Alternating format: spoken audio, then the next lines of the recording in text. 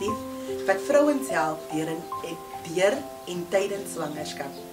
Dit is 'n veilige hawe wat ons bied vir vroue wat op verskillende maniere swanger word. Ons is daar, ons bied warmte, liefde en een keer 'n week by mekaar kom vir 1 uur en 'n half, is daar elke week iets anders waardeur ons werk. Ons bied vriendelikheid, opregtheid en privaatheid vir al die stories wat ons deel onder mekaar. Weet ons dat alles wat bespreek word net daar in die sessie bly. Ons leer ook mamas om oefeninge te doen deur en tydens swangerskap wat 'n gesonde geboorte en 'n gemakliker geboorte bied.